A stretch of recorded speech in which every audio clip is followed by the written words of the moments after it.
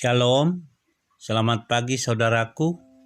Saya senang dan sangat bersuka cita berjumpa dengan saudara semua dalam renungan pagi ini.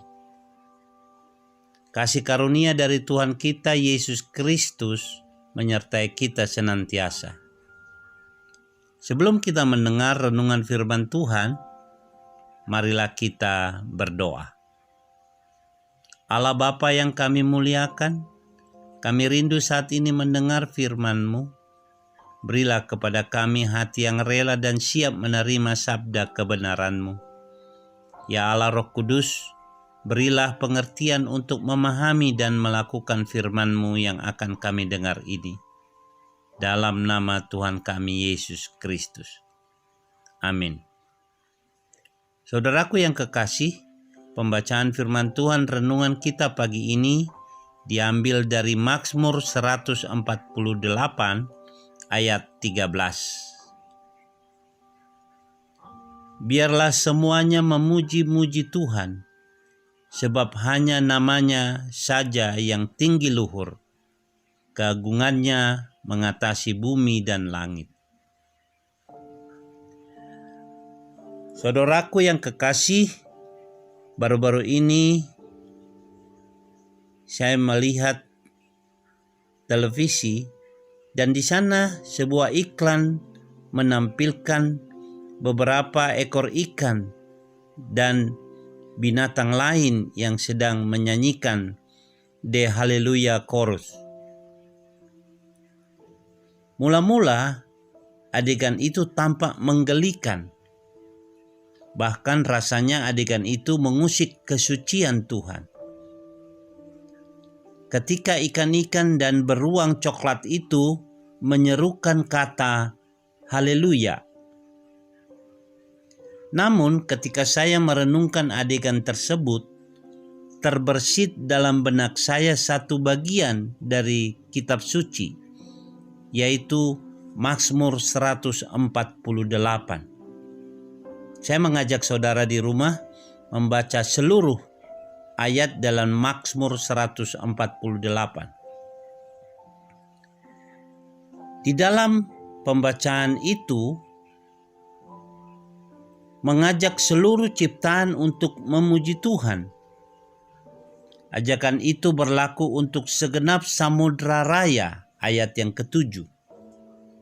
Binatang-binatang liar dan segala hewan, binatang melata dan burung-burung yang bersayap, ayat yang ke-10.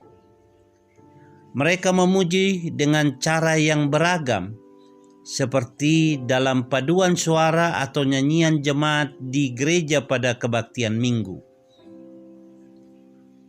Ketika kita membaca Mazmur 148,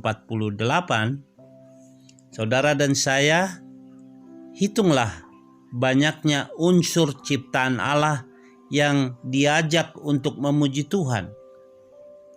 Di antaranya ada malaikat, bintang-bintang, segenap samudra raya, gunung, pohon, binatang, raja-raja, dan pembesar-pembesar, dan semua pemerintah dunia, teruna dan anak-anak dara, orang tua dan orang muda.